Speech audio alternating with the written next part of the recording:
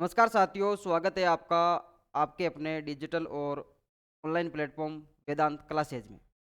साथियों, हमारा मेवाड़ राजवंश का टॉपिक चल रहा है। मेवाड़ राजवंश ने उदय सिंह जी तक पढ़ लिया। उदय सिंह जी की जो मृत्यु होती है वो कब होती है, इसके बारे में अपनी चर्चा रही थी। साथियों, देखना जरा, आज जो अपना नया सेशन रहने वाला है उसकी श्रृंखला को हम आगे बढ़ाएंगे। अभी अपना खत्म हुआ नहीं है। उदय सिंह जी, हमने पढ़ा था कि जब चित्तौड़ का तीसरा साका हुआ था तब अकबर ने चित्तौड़ को चारों तरफ से घेर लिया 1567-68 में। उस समय एक योजना के मुताबिक कुछ सेना दुर्ग के अंदर रहेगी, कुछ सेना दुर्ग के बाहर रहेगी। तो दुर्ग के बाहर रहने वाली सेनाओं में से राजा भी उनके साथ रहेंगे। और उस समय जो उदय सिंह जी कहाँ चले जाते हैं, गिरवा की पहाड़ियों पर। किसकी पहाड़ियों पर? गिरवा, उदयपुर में पहाड़ियों का नाम है गिरवा की पहाड़ियाँ, और उसी पहाड़ियों पर चले जाते हैं कौन? उदय सिंह जी। अंतिम रूप से जब क्या होता है, उदय सिंह जी को पता चलता है कि ये युद्ध हम हार गए हैं और इस तुर्क पर और मेवाड़ पर वर्तमान में किसका अधिकार हो गया है? अकबर का। अकबर ने जब जीत लिया तो उसका प्रतिनिधित्व हमने देखा था कि किसको नियुक्त करके गया था, वो आसफ खां को। किसको? आसफ खां को। इस बात का उदय सिंह जी को पता चला जब उदय सिंह जी ने अपना मोबाइल निकाला होगा, देखा होगा कि युद्ध की किस प्रकार का माहौल है, हारे हैं कि जीतते हैं, किस प्रकार का माहौल है। जैसे ही वो अपना व्हाट्सएप चेक करते हैं तो उसमें एक स्टेटस लगा हुआ था, कभी कभी गाड़ रासू सिख हार जावे, समय को भरोसो कोने कद पलटी मार जावे। ऐसा कुछ उदय सिंह जी देख रहे थे तो उदय सिंह जी को लग गया कि भाई साहब, अब जो मेवाड़ है वो अपना नहीं है, हम अभी गिरवा की पहाड़ियों में है, थोड़ा आगे खिसक जाते हैं। क्या पता अकबर इधर आ जाए और मेरी गुद्दी पकड़ ले। इस चक्कर में उदय सिंह जी कहाँ निकल गए थे? गिरवा की पहाड़ियों से आगे होते हुए अरावलियों की पहाड़ियों में चले गए। हालांकि ये गिरवा भी अरावली की पहाड़ी का ही एक हिस्सा है। एक है साथियों, यहाँ से उदय सिंह जी गोगुंदा कहाँ चले गए साथियों? गोगुंदा चले गए। और गोगुंदा में 28 फरवरी 28 फरवरी 1572 को क्या होता है साथियों?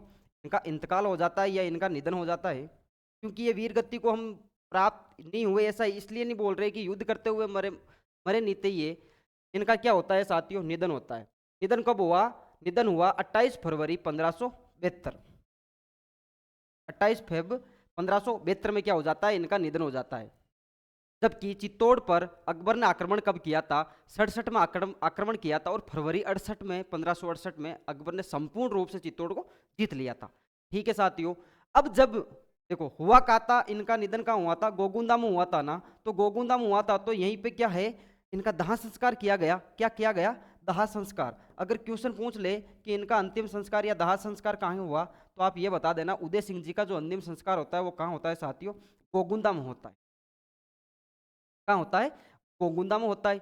अब इस बात को इस तरीके से देखना है कि भाई उदय सिंह जी के बाद में, उदय सिंह जी के बाद में अगला शासक मेवाड़ का कौन हुआ था, या फिर उदय सिंह जी ने किसको अपना उत्तरदायी के रूप में मेवाड़ का राजा घोषित किया था। तो जब उदय सिंह जी जीवित थे, उदय सिंह जी जीवित थे तो इनकी एक महारानी हुआ करती थी।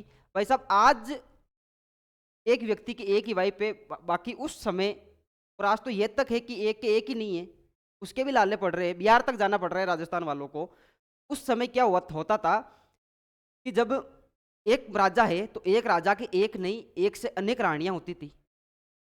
एक से अनेक रानियां होती थी। तो उसी प्रकार उदय सिंह जी की एक रानी थी, और उन रानी का नाम मिलता है भटियाणी रानी धीरबाई। कौन सी रानी? उदय सिंह जी की एक रानी थी, देखना जरा इधर। उदय सिंह जी की एक रानी थी, और उस रानी का नाम क्या है? उदय सिंह जी की वाइफ का नाम क्या है? भटियाणी रानी धीरबाई। कौन सी बाई? धीरबाई। हम यूं बोल सकते हैं कि ये जो रानी है ना, वो उदय सिंह जी के लिए बहुत इंपॉर्टेंट थी भाई साहब। उस समय के उनके जो स्वीट हार्ट अगर रहे होंगे ना उदय सिंह जी के, तो वो कौन थे? भटियाणी रानी धीरबाई। और भटियाणी रानी धीरबाई के एक पुत्र था, पुत्र का नाम है जगमाल। क्या नाम है साथियों? जगमाल। बेटा किनका है? धीरबाई का। अब जगमाल के पिता कौन है? तो सीधी सीधी बात है, ये जब रानी उदय सिंह जी की है तो पिता भी उदय सिंह जी हुए। कौन से सिंह जी? उदय सिंह जी हुए। अभी क्या होता है साथियों कि उदय सिंह जी है ना, अपने जीवन काल में ही जब वो जीवित थे, 28 फरवरी 1572 को गोगुंदा में उनका निधन होता, वहां उनका दाह संस्कार होता। उससे पहले धीरबाई के प्रभाव में आकर, क्योंकि धीरबाई सबसे इंपोर्टेंट रानियों में से एक थी। तो एक राजा के एक रानी ना होकर एक से अनेक रानियां हुआ करती थी। वो समय कुछ ऐसा रहा होगा। अब लिंगानुपात कम है। अब राजस्थान वालों को सीधा टिकट करवानी पड़ती है उत्तर प्रदेश बिहार की, उधर से लाना पड़ता है। अब फोड़े पड़ रहे हैं, उस समय लाने थोड़ी पड़ते थे। तो उस समय एक राजा के एक से अनेक रानियां हुआ करती थी। अनेक रानियां तो सीधी सीधी स्वाभाविक सी बात है कि एक राजा की अनेक रानियां तो पुत्र भी अनेक होंगे। अब पुत्र अनेक होंगे तो राजा बनने को लेकर विवाद भी अच्छा प्रकार का विवाद होगा। भाई सीधे सीधे कोई राजा बन ही नहीं सकता ना, सीधा सीधा जीवन में कुछ होगा ही नहीं। उनके लिए सीधा सीधा जीवन में कुछ होगा ही नहीं। भाई राजा बनना है, महत्वपूर्ण राजा बनना है, राजस्थान या राजपूताने की महत्वपूर्ण रियासत का राजा बनना है, इंपोर्टेंट वाली जो सुर्खियों में रियासत है उसका राजा बनना है। अब उसका राजा बनना है तो जितनी भी रानियां हैं उनके पुत्रों में क्या होगा, विवाद होगा। सीधी सी बात है। हमने देखा ही था कि राणा सांगा अपने भाइयों के साथ लड़ते लड़ते लड़ते लड़ते राजा बने। वो भी उनका जो जीवन काल है राजा बनने के लिए, वो भी अत्यंत थोड़ा प्रभावशाली जीवन रहा था। ज्यादा सुर्खियों में रहने का प्रमुख कारण क्या रहा था, भाई अपने भाइयों से लड़कर एक राजा बनने के लिए अपने भाइयों से लड़कर भाइयों को मौत के घाट उतार कर फिर राजा बनते थे। तो सीधी सी बात है कि भाई तो ये भटियाणी रानी धीरबाई है ना, ये उदय सिंह जी की सबसे प्रमुख रानियों में से एक थी। और ये बात अपनी हो ही गई कि भाई एक राजा के एक रानी ना होकर अनेक रानियां हुआ करती थी। तो ये सबसे हम ये बोल सकते हैं कि उदय सिंह जी के कौन थे, ये स्वीट हार्ट थे। कौन से हार्ट थे, स्वीट हार्ट थे। अब स्वीट हार्ट की बात ना माने तो किसकी माने, तो एक प्रमुख रानी होती है उनकी तो बात माननी पड़ती है। तो ये इनकी बात मानते थे। और भटियाणी रानी है जो ये चाहती थी कि मेवाड़ का अगर कोई अगला राजा बने तो वो कौन बने, मेरा पुत्र बने। कौन बने, जगमाल बने। जबकि जगमाल ज्येष्ठता के आधार पर प्रताप से छोटा था। महाराणा प्रताप है उनसे छोटे थे, योग्यता भी नहीं थी, काबिलियत भी नहीं थी राजा बनने की। तो भटियाणी रानी के प्रभाव में आकर उदय सिंह जी ने क्या किया, किसने, उदय सिंह जी ने जगमाल को क्या कर दिया, जगमाल को अपने जब जीवित थे अपने जीवन काल में जगमाल को क्या कर दिया, चित्तौड़ का अगला राजा घोषित कर दिया, मेवाड़ का राजा घोषित कर दिया, मेवाड़ का राजा बना दिया।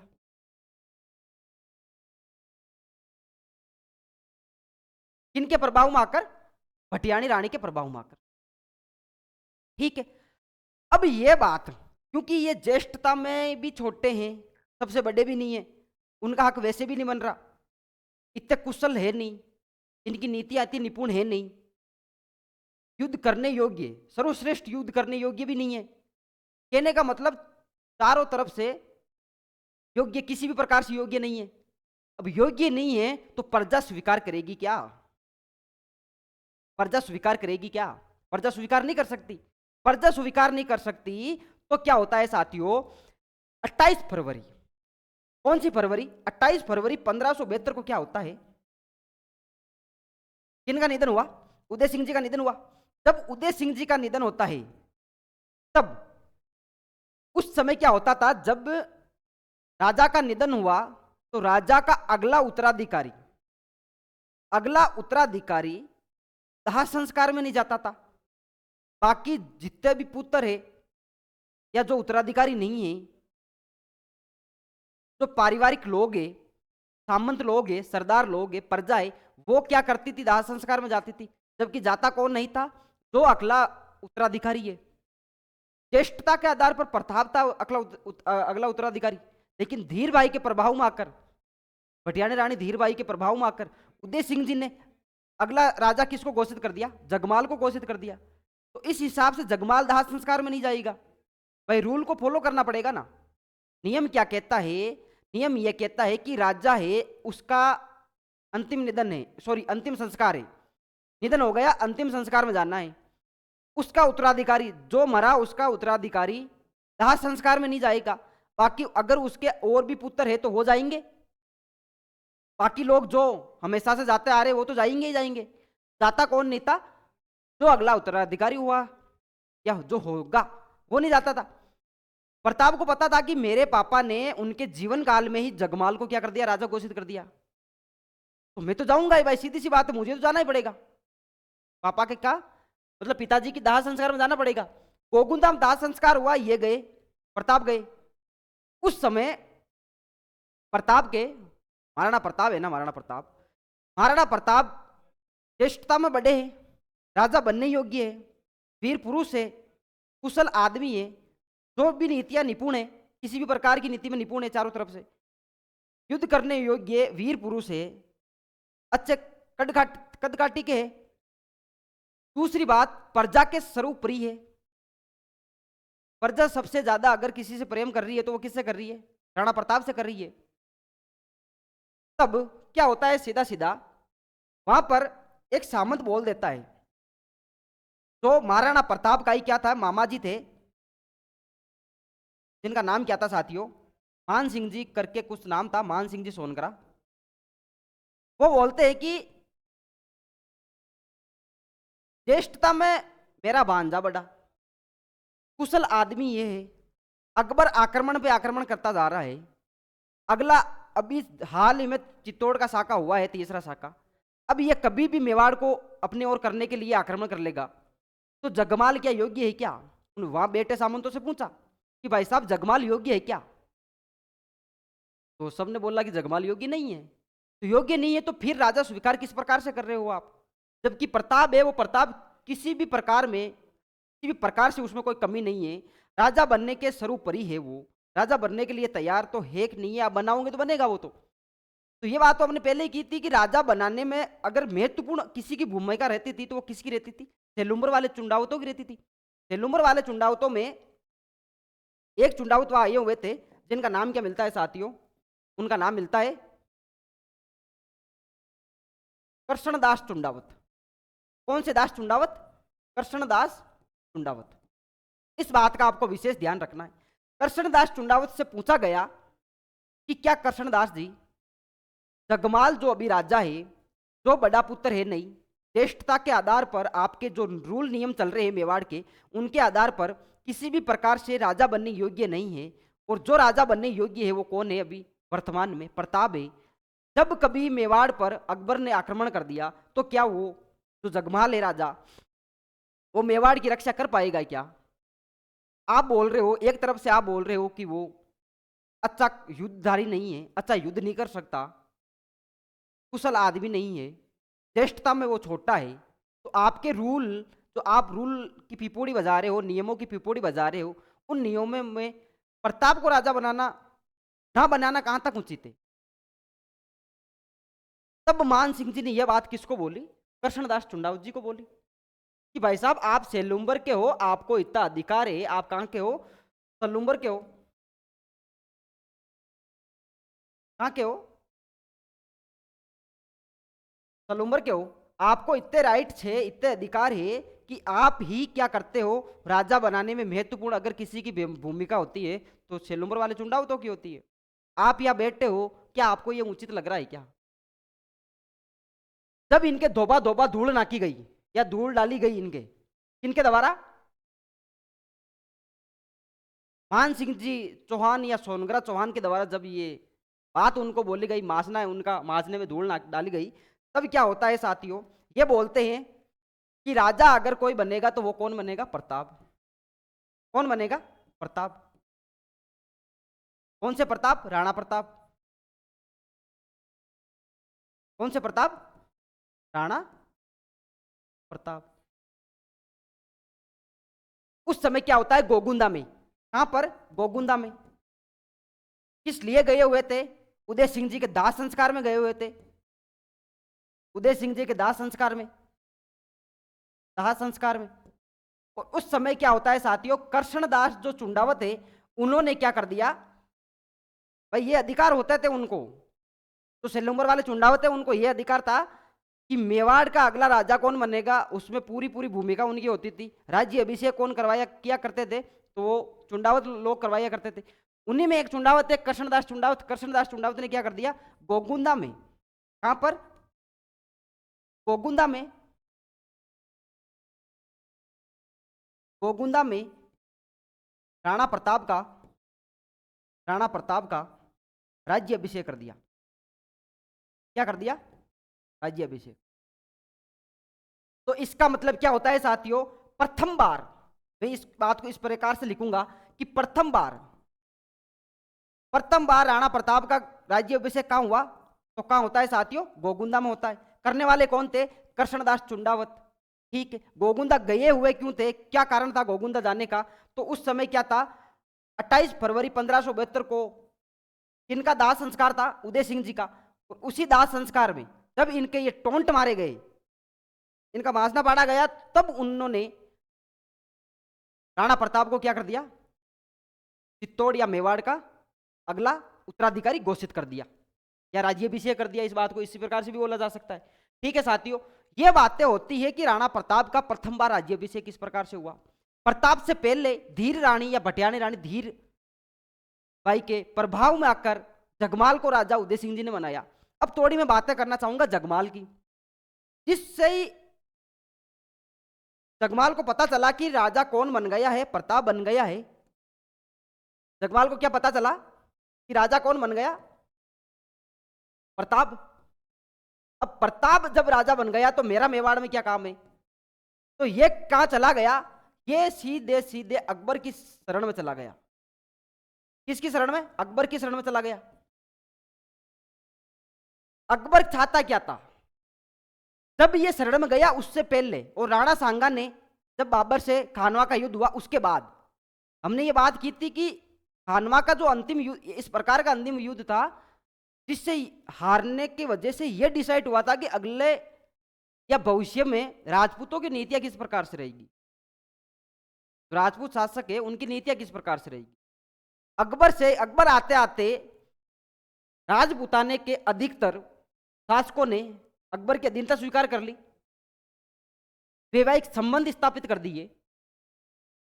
एक भी राजपूत शासक ऐसा नहीं था जो स्वाभिमान के लिए लड़े या किसी के तलवे नहीं चाटे।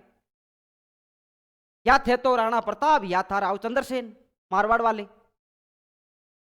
ये दो तीन ऐसे शासक थे जिनको अकबर की अधीनता स्वीकार नहीं करनी थी, अपने स्वाभिमान के लिए जीना था, अपने देश के लिए जीना था, अपनी प्रजा के लिए जीना था। जबकि इन दो तीन के अलावा राजपूताने के अधिकतर शासकों ने क्या कर लिया, या अधिकतर राजाओं ने क्या कर लिया, अकबर की अधीनता स्वीकार कर ली। अब अकबर क्या चाहेगा कि जगमाल आ गया मेरे पास, और राजपूताने की जो सर्वश्रेष्ठ रियासत है मेवाड़, मेवाड़ पर मुझे क्या करना है, अधिकार करना है।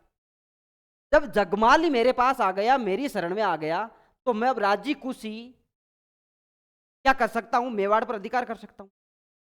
तब जगमाल से पूछा गया कि भाई साहब आए क्यों हो आप, तो बोला कि प्रताप क्या बन गया, अब राजा बन गया।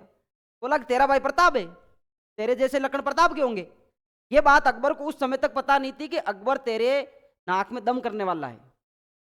तेरी हवा टाइट अगर कोई करेगा तो वो कौन करेगा, महाराणा प्रताप करेगा। इस बात का इसको अंदाजा नहीं था। अभी ये क्या करता है जगमाल, जैसे ही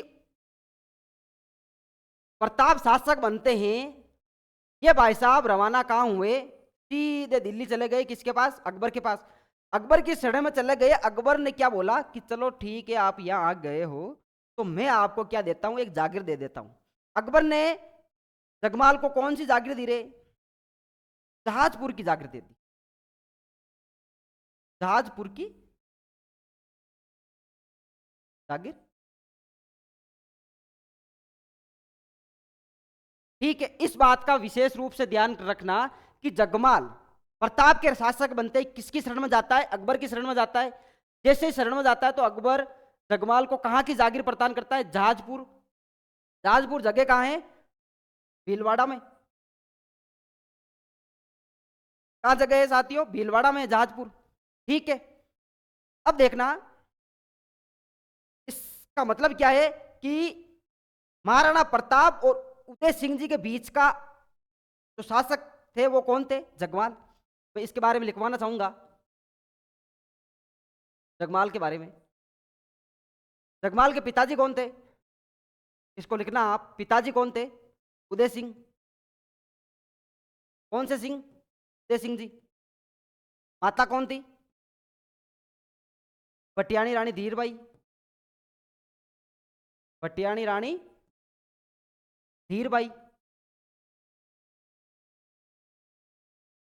ठीक है, यहां पर नोट लगा के लिखना इस बात को कि राणा उदय सिंह, राणा उदय सिंह, राणा उदय सिंह भटियाणी रानी धीरबाई के प्रभाव में आकर पटियानी रानी धीरबाई के प्रभाव में आकर आकर जगमाल को राजा घोषित कर देते हैं। जगमाल को बिना ज्येष्ठता के आधार पर, मतलब ज्येष्ठ के पुत्र था ही नहीं, ज्येष्ठता के आधार पर मेवाड़ का राजा घोषित कर देते हैं, राजा घोषित कर देते हैं, राजा घोषित कर देते हैं, कर देते हैं।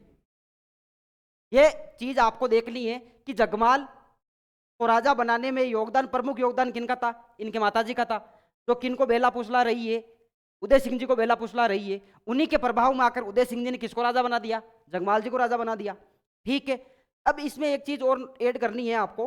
लिख लिया, उतार लिया? देखो ऐड क्या करना है, अगले स्लाइड में हम ले रहे हैं, आप भी इस जगमाल में लिखना।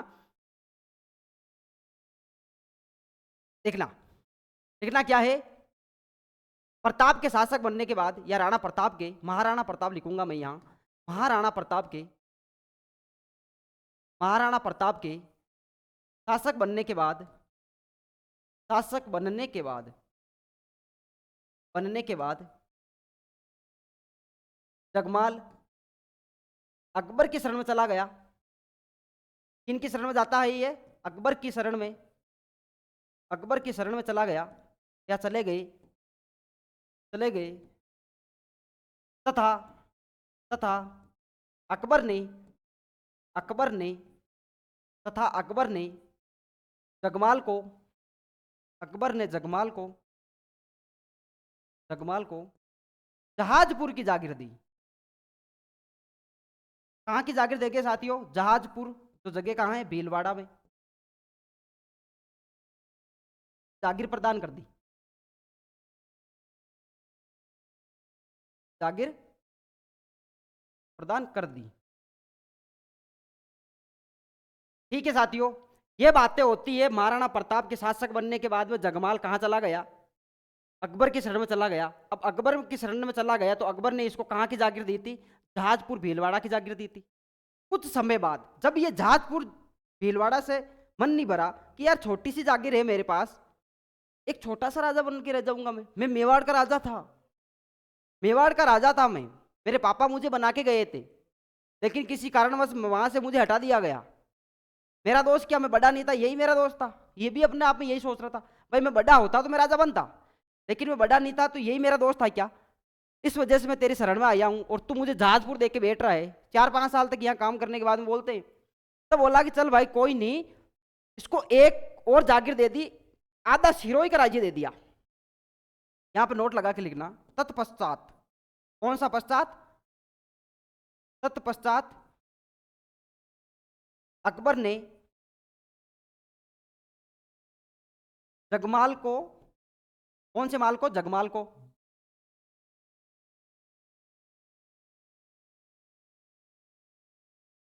जगमाल को आधा या आधे सिरोही की जागीर दे दी, आधे सिरोही का राज्य प्रदान किया, सिरोही का राज्य प्रदान कर दिया, प्रदान कर दिया। अब जब अकबर बिना सिरोही के शासक से पूछे अपनी दादागिरी से आधा सिरोही जगमाल को दे रहा है ऐसे गिफ्ट में, तो वहां का शासक या वहां का राजा इस बात को भूल पाएगा क्या? ये बात उसके कहीं खटेगी क्या? मन में उतरेगी क्या? नहीं उतरी। तो क्या होता है, सिरोही के राजा होते हैं, सिरोही के राजा का नाम क्या है साथियों? महाराव सुल्तान। उस समय सिरोही के शासक कौन थे? महाराव सुल्तान। और महाराव सुल्तान और जगमाल के बीच में एक युद्ध होता है, उस युद्ध का नाम है दत्तानी का युद्ध। किसका युद्ध साथियों?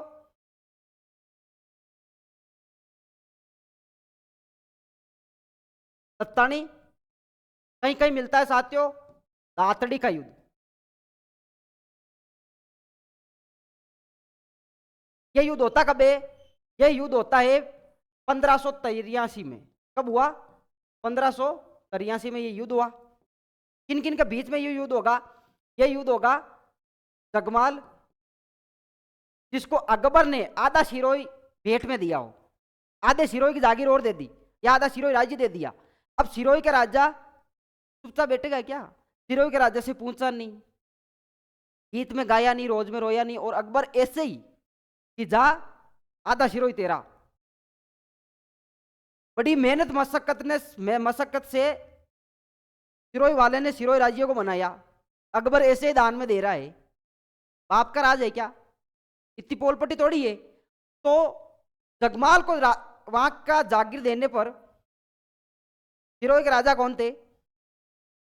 महाराव सुल्तान। इन दोनों के मध्य क्या होगा? युद्ध होगा महाराव सुल्तान। कौन से सुल्तान? महाराव सुल्तान। सीधा सीधा क्वेश्चन वन रक्षक में पूछा गया है। हाल ही में जो पेपर हुआ वन रक्षक वाला, 22 में पेपर हुआ सितंबर वाले में, उसमें सीधा सीधा क्वेश्चन पूछा गया कि दत्तानी के युद्ध में सिरोही का शासक कौन था? दत्तानी के युद्ध में सिरोही का शासक कौन था? साथियों, सिरोही के शासक कौन थे? इस चीज को इंपोर्टेंट करके लिखना। सिरोही के शासक कौन थे? महाराव सुल्तान। कौन थे साथियों? वन रक्षक का ये क्वेश्चन है। ये शासक कहाँ के थे? सिरोही के। ये बात हमने पहले भी की है, का नहीं है, ये कर लिया। ये कहाँ के शासक थे? सिरोही के राजा थे, ये शासक थे। जबकि ये पहले कहाँ का शासक था? मेवाड़ का शासक था। अब ये क्या है? इसके पास जागीर कौन सी है? अकबर द्वारा भेंट की गई जहाजपुर और आधा सिरोही, और आधे सिरोही की वजह से ये युद्ध हुआ। बाकी इस युद्ध को हम जब सिरोही का चौहान वंश या देवड़ा वंश जब पढ़ेंगे, सिरोही को पढ़ेंगे, सिरोही का इतिहास पढ़ेंगे, तब इस युद्ध को अच्छे से पढ़ेंगे। बाकी इस बात को ध्यान रखना है कि इस युद्ध में, दत्तानी के युद्ध में जगमाल क्या हुआ? मारा गया। कहानी खत्म, बाय बाय टाटा हो गया इनका। किनका? जगमाल का। सिरोही के शासक कौन है? महाराव सुल्तान। यह कहानी थी साथियों जगमाल, उदय सिंह जी और महाराणा प्रताप के बीच का राजा जगमाल की। किस प्रकार से राजा बनता है, किस प्रकार से मारा जाता है, किस प्रकार से रुगश्तियां खाकर अकबर की शरण में चला जाता है। जबकि अकबर क्या चाहता था कि मेरे दादा ने तो कोशिश कर ली, खानवा के युद्ध में जीत भी गया था, लेकिन फिर भी मेवाड़ पर अधिकार नहीं कर पाया। मेवाड़ का कोई ना कोई वीर योद्धा आकर हमारे नाक में दम कर ही रहा है। अब अकबर क्या चाहता था कि मैं क्या करूं, अगर मैंने मेवाड़ को कब्जे में ले लिया तो राजस्थान तो वैसे ही, राजस्थान के आधे से ज्यादा शासक मेरे अधीन वैसे ही है, मेरे आधे से ज्यादा चमचे मेरे वैसे ही है। महाराणा प्रताप नहीं है, मारवाड़ का राव चंद्रसेन नहीं है। ये दो ऐसे शासक है जो क्या कर रहे हैं? मेरे नाक में दम कर रहे हैं। अगर मैंने मेवाड़ को जीत लिया, महाराणा प्रताप को मेरे अंडर कर लिया, तो क्या होगा? संपूर्ण राजस्थान मेरा होगा, मेरी प्रतिष्ठा बढ़ेगी, मैं महान शासक कहलाऊंगा। फलाना ढीगड़ा पूछड़ा इन बातों से खुद को क्या कर रहा था? राजी कर रहा था। इनको यह पता नहीं था कि तू बुरे सपने देखना बंद कर दे, तेरी हवा टाइट करने वाला अगर कोई है तो वो कौन है? महाराणा प्रताप है, राव चंद्रसेन है। ये कभी हार मानेंगे नहीं, अपने स्वाभिमान के साथ समझौता करेंगे नहीं, किसी भी प्रकार का कोई कॉम्प्रो नहीं होगा। ठीक है साथियों, अब देखना आप, मैं उन राजस्थान के महान योद्धाओं की बात करने जा रहा हूं जो आप से देख रहे हो। मैं उन शासक की बात करूंगा जिसके बारे में या जिनके बारे में आप तीसरी क्लास से लेकर 12वीं क्लास तक पढ़ते आ रहे हो। हर गांव गांव, हर ढाणी ढाणी में इनकी चर्चा चलती है। किसी ना किसी प्रकार के भजनों में इनका नाम लिया जाता है। राजस्थान के महान पुरुष, राजस्थान के वीर पुरुष, हिंदुस्तान के महान पुरुष, हिंदुस्तान के नहीं बल्कि पूरे विश्व के वीर पुरुषों में एक है ये। आप इनकी चर्चा तीसरी क्लास से लेकर 12वीं क्लास तक किताबों में किसी ना किसी जरिए से पढ़ ही लेते हो। महाराणा प्रताप का नाम कहीं ना कहीं मिल ही जाता है। इनकी जयंतियों पर स्टेटस आप लगाते हो, वीडियो आप इनके देखते हो। मैं उन महान योद्धाओं की बात करूंगा जिनका नाम क्या है? महाराणा प्रताप। कौन से प्रताप है साथियों? महाराणा प्रताप। ठीक है साथियों, जो ये आपको एक घोड़े पर सवार आपको दिख रहे होंगे, इस घोड़े का नाम क्या है? हिंदुस्तान ही नहीं बल्कि विश्व का सर्वश्रेष्ठ घोड़ों में से एक है ये। जिसका नाम क्या है साथियों? चेतक। क्या नाम है मेरे भाइयों बहनों? चेतक। कौन सा घोड़ा रहने वाला है ये? चेतक।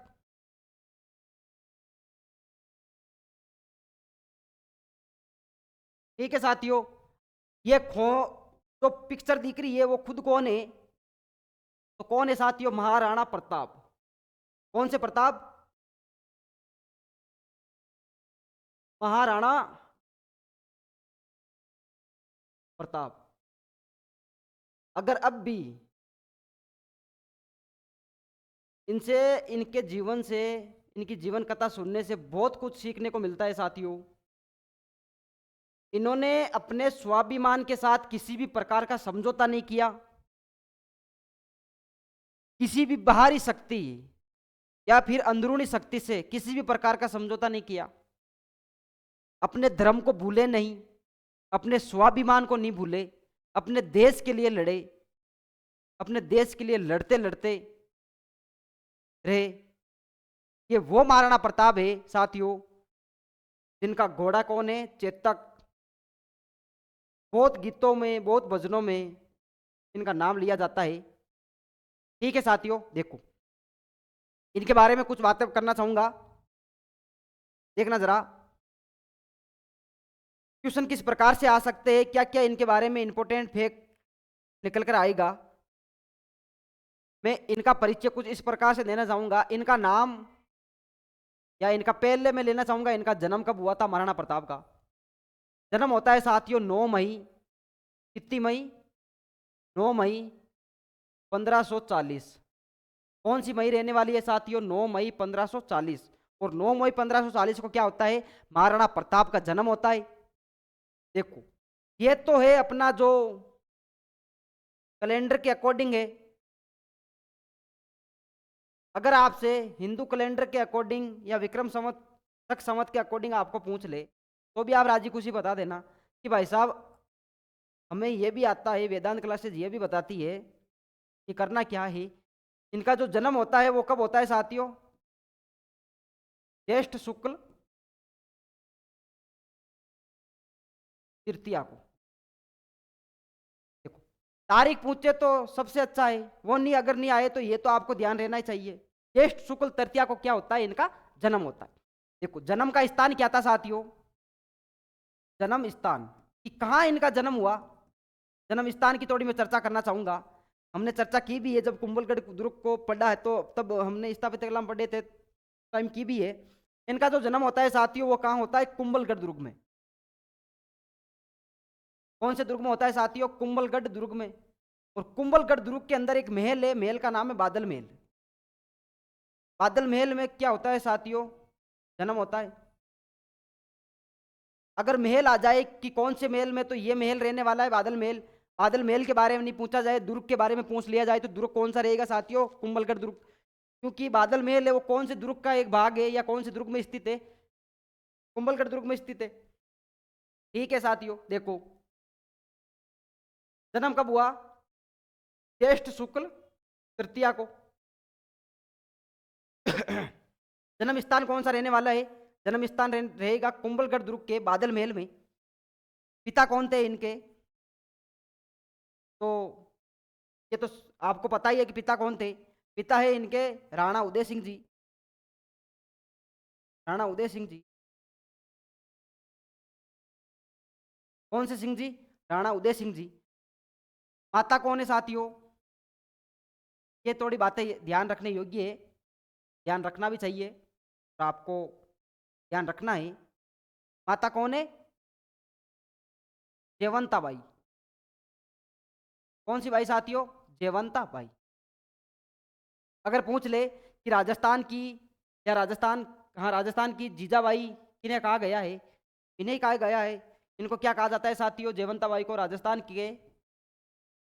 के जीजाबाई। राजस्थान के जीजाबाई। बात का भी आपको ध्यान रखना है। देखो क्या आपको अच्छे से उतारना है। 2-3 बातें हमने की है। जन्म स्थान के बारे में बात रही, जन्म कब हुआ था वो अपनी बात रही, पिता और माता की अपने चर्चा की। ठीक है साथियों, देखना जरा, इधर आपका ध्यान रहना चाहिए। इनके जो माताजी है, माताजी कौन? जयवंताबाई। पूछ रहे कि भाई साहब ये कहाँ के राजकुमारी थे या किन के पुत्री थे, तो आप बता देना। पाली के एक सामंत थे, पाली के सामंत, और पाली के सामंत का नाम क्या मिलता है? अक्केराज। कौन से राज साथियों? अक्केराज। अक्केराज सोनगरा। और सोनगरा हमने पढ़ा है कि भाई सोनगरा पेड़ा क्या सुना है, ने चर्चा भी की है कि एक ये किन की ब्रांच है? चौहानों की ब्रांच है सोनगरा। तो पाली के सामंत कौन है? अक्केराज सोनगरा। और अक्केराज सोनगरा की पुत्री कौन है? जयवंताबाई। जयवंताबाई की शादी किन से होती है? उदय सिंह जी से होती है।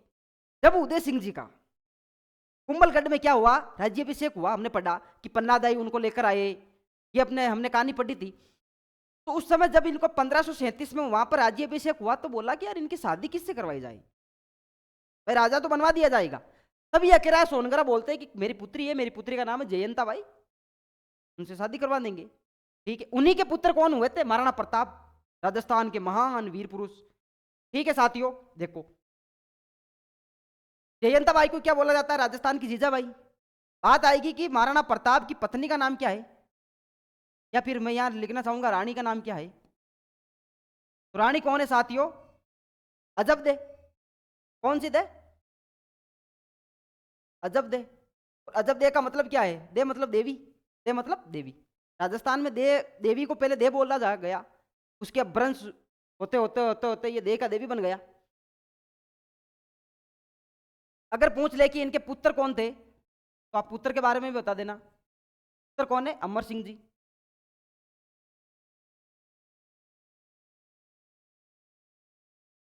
कौन से सिंह जी है? पुत्र कौन है? अमर सिंह जी। ठीक है साथियों, माता जयंता बाई पाली के अखेरा सोनगरा की पुत्री। और जो ये अजबदे पवार नाम मिलेगा उनका, पूरा पूरा नाम क्या है? अजबदे पवार। पुत्र कौन था साथियों? अमर सिंह जी। अगर पूछ ले कि महाराणा प्रताप का बचपन का नाम क्या था, बचपन का नाम, बचपन का नाम आप बता देना। किक्का क्या था इनका बचपन का नाम? एक बार आरपीएससी ने पूछ लिया था कि महाराणा प्रताप के बचपन का नाम क्या है। देखो साथियों, मैं थोड़ा सा यह बताना चाहूंगा कि महाराणा प्रताप का जो शासनकाल रहेगा वो क्या क्या रहेगा। तो महाराणा प्रताप का शासनकाल क्या रहेगा साथियों, देखना जरा।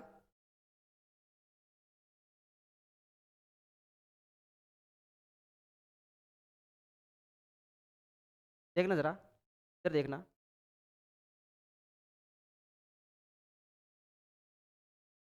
ये महाराणा प्रताप का जो शासनकाल रहेगा वो क्या रहेगा? इनका शासनकाल मिलेगा आपको 1572 से लेकर 97 तक। कितने साल हो गए? 25 साल। ये क्वेश्चन भी पूछा गया है कि महाराणा प्रताप के शासनकाल कितने वर्षों तक रहा था? 25 वर्ष तक क्या रहा था? महाराणा प्रताप का शासनकाल रहा था। ठीक है,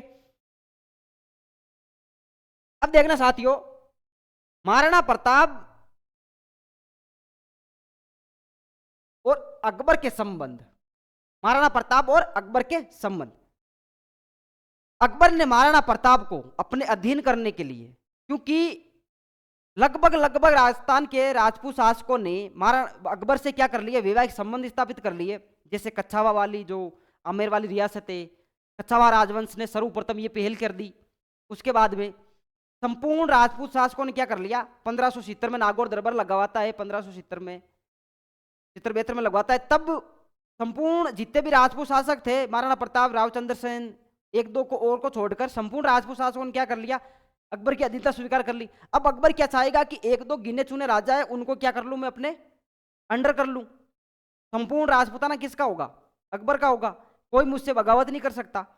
ये जो मंशा थी किसकी थी? अकबर की थी। तो इसमें अकबर ने महाराणा प्रताप को 4 राजदूत भेजे। क्वेश्चन आएगा कि अकबर द्वारा, देखना जरा, अकबर द्वारा महाराणा प्रताप को, महाराणा प्रताप को, महाराणा प्रताप को भेजे गए शांति अभियान, भेजे गए शांति अभियान। कौन सा अभियान? शांति अभियान। इसका जरा आप ध्यान रखना। शांति अभियान या फिर इस प्रकार से भी पूछा जा सकता है कि राजदूत कौन कौन से। देखो एक ही ट्रिक से आपको याद रखना है, छोटी सी ट्रिक है, छोटी सी ट्रिक आप ध्यान रख लेना, अच्छे से आपको समझ में आ जाएगा। एक ट्रिक है, ट्रिक का नाम क्या मिलेगा साथियों, देखो ये है ट्रिक। देखना जरा इधर देखना, आपका मैं फोकस बिल्कुल इधर चाहता हूं। क्या याद रखना है, देखो ये ट्रिक यहां लिखूंगा मैं, जम्मा बट्टो। जम्मा बट्टो किन किन को बेचता है, जम्मा बट्टो को बेचता है। सर्वप्रथम शांति अभियान या जो दूत आया था महाराणा प्रताप को मनाने के लिए, अकबर के लिए, अकबर की तरफ से आया था, तो वो कौन आया था, जैसे जलाल खां, जलाल खां, पोर्ची। ये कब आता है साथियों, 1572 में आता है। कब आता है, 1572 में आता है। दूसरा, ये तो था प्रथम, मैं बात करना चाहूंगा दूसरे की। देखो जैसे आपको याद क्या रखना है, जलाल, में से या मां से याद क्या रखना है, मान सिंह। कौन सा सिंह साथियों, मान सिंह। मान सिंह कौन था, दूसरा दूत था, शांति अभियान लेकर आया था वो था। दूसरा शांति अभियान लेकर कौन आया था, मान सिंह। कब आता है साथियों, ये आता है फरवरी या मार्च। कब आया, फरवरी या मार्च 1573 में आता है। फरवरी मार्च 1573 में कौन आता है साथियों, मान सिंह आया। फरवरी या मार्च 1573 आपको ध्यान रखना है। उसके बाद में मैं तीसरा लिखना चाहूंगा यहां पर। देखो बेस से आपको क्या याद रखना है, भगवंत दास। कौन सा दास, भगवंत दास। ये कब आता है साथियों, ये आता है 1573 में, अगस्त, हाँ मई अगस्त, मई जून, जून जुलाई के समथिंग अगस्त में ये आया। मार्च, फरवरी मार्च में कौन आता है, मान सिंह आता है। बीच का जो महीने होते हैं, साल का बीच के महीने में कौन आता है, भगवंत दास आता है। और अंतिम रूप से चौथा कौन आया साथियों, चौथे का आपको विशेष ध्यान रखना है, बहुत बार क्वेश्चन इसके बारे में पूछा गया है कि अंतिम रूप से कौन आया था, टोडरमल। कौन आया था साथियों, टोडरमल। टोडरमल ये है हल्दीघाटी युद्ध से पहले, हल्दीघाटी युद्ध से पहले आने वाले जो दूत है या शांति अभियान भेजे गए अकबर द्वारा, वो उसकी हम चर्चा करेंगे। टोडरमल, टोडरमल कब आता है साथियों, तो ये आते हैं अपने